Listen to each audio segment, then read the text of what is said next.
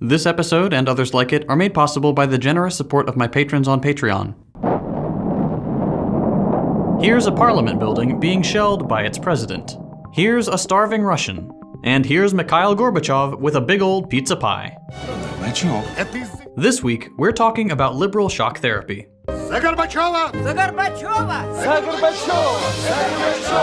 Sometimes nothing brings people together like a nice hot pizza from Pizza Hut. This is the USSR. Back in the 20th century, the USSR was a country. Now, not so much. And the history of this transition has typically been told one specific way. As you probably already know, in the West, the end of the USSR is a story of inevitable triumph, a sort of teleological proof of the superiority of capitalism and the definitive nail in the coffin for any kind of socialist project. You'll certainly have experienced this yourself, but all over America and in Western countries in general, people are taught pretty early on about events like the fall of the Berlin Wall or Reagan's speech by the Brandenburg Gate. From these moments, the story goes, came the inevitable end of the USSR, of the Cold War, and to some, even of history itself. The story is usually told as though it couldn't have gone any other way. Capitalism was always going to win in the end. It's a very Marvel movie kind of way to tell history. For most people then, the period following the dissolution of the USSR has been folded neatly into the US's overarching narrative for the 20th and 21st centuries. It's a narrative of manifest destiny, where the US is the vanguard of democracy for the rest of the world and extends freedom and peace and justice benevolently to all who suffer under the yoke of tyranny. In this narrative, there is democracy on one side and communism on the other. And the US prides itself on bringing democracy everywhere it goes, including in Russia. But as you can probably expect from all the other times the US has quote-unquote brought freedom and democracy to other countries, that whole narrative doesn't really line up with what actually happened. The end of the Soviet Union was not the arrival of democracy to the former Soviet countries, Russian capitalism was not the product of a democratic reawakening, and it was certainly not inevitable. The whole transition period between the Soviet era of Russia to its modern capitalist iteration was, in reality, a time of brutally anti-democratic violence, massive and immediate misery for millions, and the beginning of a new period of insecurity. And it all started with a process called shock therapy. As you might already know, in economics, shock therapy is the process of suddenly transitioning from a planned economy to a capitalist economy. Said differently, shock therapy is the abrupt, simultaneous, and top-down implementation of multiple capitalist economic principles where they once did not exist. The kinds of policies implemented are usually centered around your typical capitalist stuff like privatizations, as well as things like removing price controls, opening the domestic economy to international capital, and of course, austerity politics. The goal of shock therapy is to bring in rugged, quote-unquote, free market, neoliberal capitalism quickly and at pretty much any cost. It's called shock therapy by its advocates to try to evoke a positive, almost medical notion of economic transition. Something like ripping off a band-aid. A little shock at first, but an overall therapeutic outcome in the end. In reality though, shock therapy is about as gentle and medical as a bath with a toaster. And it can hardly be said to have cured any of the countries where it's been implemented. But that's not all. The term shock therapy has more recently come to have a sort of double meaning. Not only does the shock part of shock therapy evoke the sudden pace of change and the electric violence of the whole process, as we've already covered, it also captures the, let's say, convenient use of shocking events to push capitalism through at breakneck speed. In the words of Naomi Klein, shock therapy is the brutal tactic of using the public's disorientation following a collective shock. Wars, coups, terrorist attacks, market crashes, or natural disasters to push through radical pro-corporate measures. So, what did all this look like in Russia? For starters, in order to bring shock therapy to Russia, the idea of democracy had to be severely, let's say, reinterpreted. Following a wave of liberalization under the last president of the USSR, Mikhail Gorbachev, and the continuing effects of the Cold War, the USSR was suddenly, illegally, and undemocratically dissolved from within. Boris Yeltsin, then president of Russia, a republic within the USSR, signed an accord with the heads of two other Soviet republics to mutually recognize each other's independence. The leaders of Ukraine, Belarus, and Russia all sat at a table, called themselves and each other independent countries, and then they just were. At the end of the day, to be a country, you really only need to say you are and find another country to agree with you. Just like that, the Soviet Union was functionally over, since without the U, that was pretty much it for the SSR. A couple weeks later, then, Gorbachev resigned as leader of the USSR, and the Supreme Soviet, the equivalent of a parliament or a congress, announced the formal dissolution of the Union. I summarized that pretty quickly, and that's partly because things happened really fast in real life too. The sudden dissolution of the USSR really caught Soviet citizens by surprise, since just a couple months earlier, the USSR had held a countrywide referendum in which 80% of the population voted overwhelmingly in favor of preserving the Union, with some reforms to how it would function. Close to 80% of Soviet citizens wanted to keep the USSR around, including large majorities in Ukraine, Belarus, and Russia, the same countries that would announce their independence. In other words, the dissolution was not the fruit of some democratic process, it just kind of happened. One day the USSR was unified, then it was multiple countries, and then it stopped existing. What was left in its wake was a cluster of nations, and most importantly for this video, the new Russian Federation, led by liberal, capitalist, and nationalist president Boris Yeltsin. To be clear, this summary skips so many important events. But this video is about liberal shock therapy, not the dissolution of the USSR, so we gotta keep moving. And speaking of, keep moving is exactly what the Russian Federation did. Using the shock of the sudden collapse of the USSR, Yeltsin began pushing through more capitalist reforms in the newly born Russian Federation. He brought in capitalist institutions like the IMF, as well as capitalist economists like Jeffrey Sachs, more on him later, to help radically transform the Russian economy with the goal of bringing neoliberal capitalism in fast. And it started very early. The final month of the USSR's existence was December 1991, and by January of 1992, shock therapy was unleashed. First, price controls on consumer goods were dropped almost entirely, leading to an immediate 250% increase in price of basic necessities. Then came the layoffs and the hyperinflation.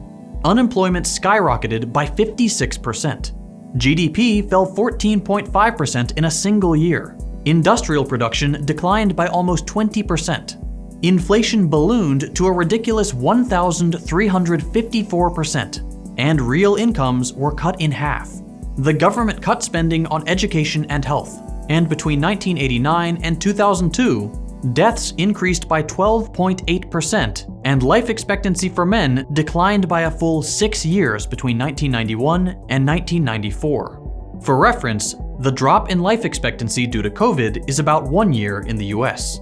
But that's not all. According to Tony Wood, an author on the transition to modern Russia, the ILO classified 85% of Russia's citizens as under the poverty line in 1992, which the Yeltsin government swiftly corrected, quote-unquote, to a teeny tiny 35%, or in other words, 1 in 3 people. And all of this, mind you, after the USSR stopped being at war with the world's largest economic and military power. This humanitarian crisis happened not during a violent, paralyzing war, but during a time of relatively unprecedented peace for Russia. These reforms and crises were accompanied with a decree from Yeltsin allowing anyone to sell anything at any time with no permit anywhere in Russia, prompting recently impoverished Russians to fill the streets in makeshift bazaars selling family heirlooms, personal belongings, and really anything they could to make ends meet. Perversely, this was commented on by Jeffrey Sachs, the economist leading the shock therapy project in Russia, as evidence of spontaneous market activity, as though people were being good little capitalists and not desperately trying to salvage what they could to stave off hunger. Unsurprisingly, as a consequence of this whole mess, organized crime found a welcoming home in the chaotic and deregulated environment of capitalist transition, leading, according to multiple accounts, to the development of the Russian mafia. But still, that's not all. We haven't even gotten to the privatizations. In 1992 alone, 47,000 state companies were privatized, a number that nearly doubled to 90,000 by the end of the following year. Companies formerly integrated into the planned economy were cut up into shares and offered for sale to the Russian people. Well, that is, in theory. Unsurprisingly, this process was done in a quick and dirty way that completely screwed over Russian people immediately. To privatize the economy, Soviet industries within the planned economy were available for purchase in shares. Russians would receive a voucher, worth about $20. with which they could technically buy shares in privatized companies, or if they wanted, they could just resell them. As common sense would suggest, when you're starving, a share isn't worth as much as cash. But regardless of what Russians did with these vouchers, it was almost always a losing investment. Behind Yeltsin's rhetoric of creating a society of, quote, millions of owners, was the reality that Russian capitalism was being built to look like every other capitalism. Top-heavy. Like a shampoo bottle. Like when you flip it over to get that last little bit of shampoo from the bottom by getting it to the top. You already know what top-heavy means, I don't know why I felt like making an analogy. In any case, only 14% of companies privatized during the transitional period were ever available at public auction or for public stock purchase. Most privatizations went to insiders, or company managers, people who could take advantage of the new capitalist system effectively. Thus, in a very short amount of time, Russian capitalism caught up with its peers, with wealth concentrating at the top of society, and inequality following the same trajectory. This, by the way, is what created the Russian oligarchy we know today. And here I'll pause for a second, because it might seem like this whole spiel is evidence of some sort of bureaucratic inefficiency, or simple corruption, or that neoliberal economists had good intentions but made a mistake in their execution. That in theory, this process could have happened in some fair and productive way. But no, it couldn't have. One, even if privatizations had been coordinated fairly, it wouldn't have mattered. Capitalism naturally tends towards the concentration of money at the top, regardless of if there's a fair starting point. The oligarchy we all know and love would have shown up. It might have just taken a bit longer. Two, the reality is that privatization was sloppy and corrupt not by some accident, but because neoliberal economists wanted it to be. Shock therapists wanted privatization to happen fast, before anyone could stop it, and sloppiness was just part of the deal. Jeffrey Sachs put it extremely clearly when in 1993 he wrote, quote, "As early advisors on the privatization process, we argued strongly for speed above perfection in the distribution of shares. For the general success of the reforms, which were extremely precarious from the start, it was important to make facts by establishing widespread private property rights. If that meant heavy insider representation, that was a cost that should be accepted." Fun fact, here's a quote from 2012 where he denies ever saying this. So why did neoliberals like Sachs care so little about quote-unquote perfection and care so much about speed? Because they all knew that if this process didn't happen immediately, it would not pass democratic muster. Here's another Sachs quote where he pretty much says that out loud. But more convincing proof of this disregard for, and even fear of, democracy than what Sachs said, is what the IMF and Boris Yeltsin actually did. For starters, the IMF did what the IMF has always done. After giving its recommendations for how to restructure the economy, meaning gutting it and letting capitalists strip it to pieces, the IMF withheld crucially necessary funds until those neoliberal reforms went through. I don't think it's being a wacky political extremist to say that an international organization paying for a country to change their economy is maybe not the most democratic process, but maybe that's just me. IMF and American pressure notwithstanding, in order to bring about the full and rapid transition to a capitalist economy that shock therapy required, Yeltsin also had to brute force his reforms, which he did by rapidly consolidating power in the executive branch of the Russian government. Over the course of the early 90s, Yeltsin would increasingly rule without Russian parliament in a series of constitutional changes and periods of exceptional power, something that made the parliament a little upset, and which Yeltsin acknowledged by, let me check my notes. Oh, right, ordering the army to shell the shit out of him in 1993.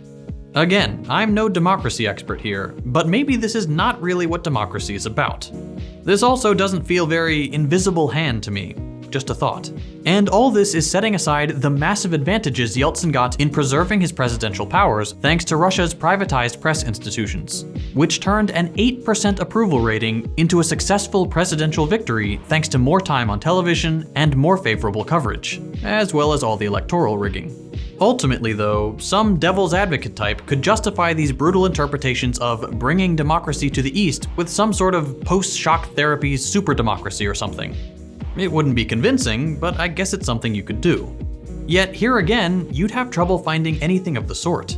There was no democracy after shock therapy, just like there was no democracy during shock therapy. Democracy was, of course, never the intended outcome of any of these reforms. The purpose was to kill labor power in all its forms and replace it with capitalist hegemony. So democracy never came during the Yeltsin era, nor has it during Putin's turn in the hot seat.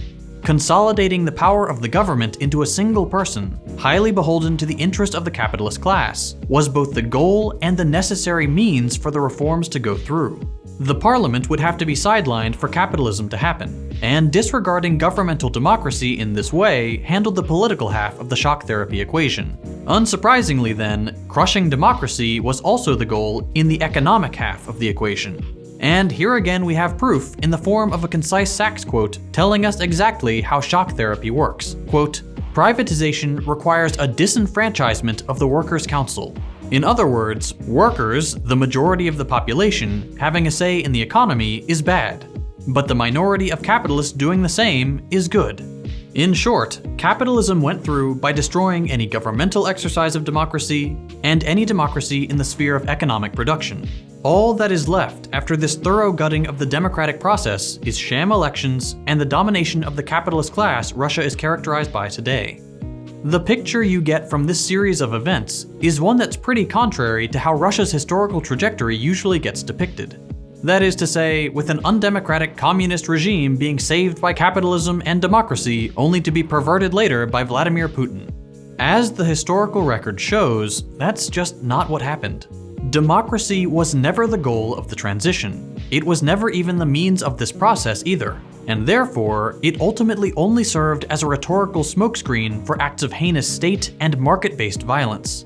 Setting up an undemocratic government and an undemocratic economy was the only way to bring capitalism to Russia for its liberal reformers. So, like for Chile and other patients of the shock therapy treatment, it was not democracy that came to Russia, but political repression and economic domination. Now, just a few decades later, we see even more consequences of this system, which has recently given us the Ukraine conflict. The concentration of wealth into a few hands, and a domestic Russian economy pared down to a complete dependency on oil and gas by the forces of international market competition, has predictably resulted in the capitalist class of one country battling the capitalist class of another to see who will get to profit from fossil fuel exports. This battle is not just numbers on a screen. It is fueled by the loss of human lives in an actual war, and will most likely result in a ruthless and certainly fatal winter for a whole continent. It's high time for actual democracy and actual peace, and capitalism will never provide that. I mentioned at the beginning of this video that this kind of content is made possible by my patrons on Patreon. As you can probably imagine, YouTube doesn't like to promote left-wing political content. I've gotten a lot of reports recently of people not getting notified of my new videos even if they have the bell clicked.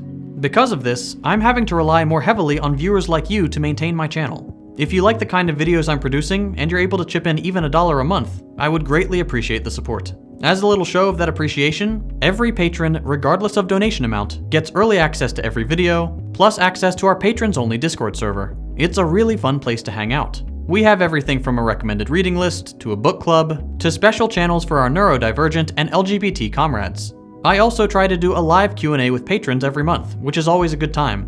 We've built a great little community, and we'd love for you to be part of it. So if you'd like to help support my channel, join the Discord, and get early access to every video, consider becoming a patron at patreon.com/secondthought. If you enjoyed this video, consider dropping a like. If you hated it, a thumbs down. You can check out my previous content by clicking the links on your screen. Thanks for watching, and I'll see you next week.